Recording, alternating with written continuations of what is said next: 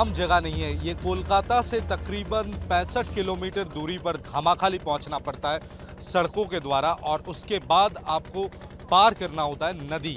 ये दारास नदी कहा जाता है इसे, और इसके दूसरे छोर पर है संदेशखाली, जहां हम इस समय पहुंच रहे हैं। और संदेशखाली एक ऐसा टापू है जहां पर साजो सामान या साधन की कमी काफ़ी ज़्यादा है।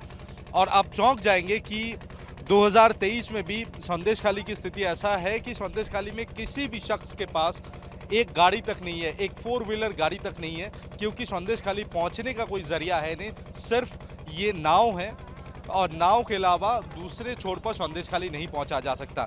आपको हम दिखाते हैं कि संदेशखाली में साजो सामान किस तरीके से ले जाया जाता है। यहाँ पर आप अगर बाइक की बात करें, सिर्फ उस तरफ बाइक एक साधन है, और तो दूसरी ओर टोटो, जो ई रिक्शा कहा जाता है, वो ई रिक्शा ही एकमात्र साधन है पूरे टापू में कहीं भी आपको जाना हुआ तो इसके लिए। और समय समय पर जो ज़रूरी सामान है, इमरजेंसी आइटम्स जिसे कहा जाता है, जैसे सिलेंडर्स, ये भी ढोकर ले जाया जाता है दूसरी ओर धामाखाली से, और यहाँ पहुँचना काफ़ी ज़्यादा मुश्किल है।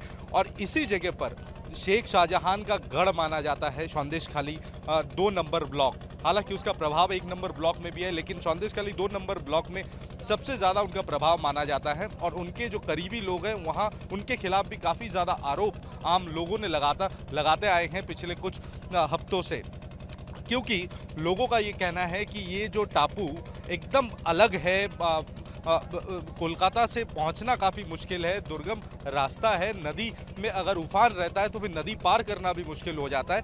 ऐसी स्थिति में लोगों के पास अगर रोज़गार की कोई ज़रिया आप बोले तो खासकर कोई रोज़गार की ज़रिया है नहीं।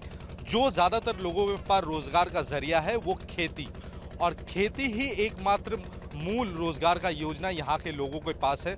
और यहाँ शेख शाहजहां और उनके जो करीबी, जैसे उत्तम सरदार या शिबू हाजरा, इनके खिलाफ आरोप है कि जबरन उन खेतों को लेने के बाद, उन हड़पने के बाद उसे उसमें भेड़ी बनाया जाता था। कुछ खेतों को जबरन लेकर वहाँ पर वो लोग खेती करते थे, जिस वजह से बेरोजगारी काफ़ी ज़्यादा बढ़ गया था। और लोगों का आक्रोश पिछले कई सालों से, खासकर 1 दशक से भी ऊपर के समय ऐसा हो गया है कि लोगों के मन में एक आक्रोश था। और जैसे ही ये घटना सामने आई, ईडी ने छापेमारी किया, उसके बाद शेख शाहजहां जब अपने घर से लापता हो गए, उसे अभी भी पुलिस ढूंढ रही है।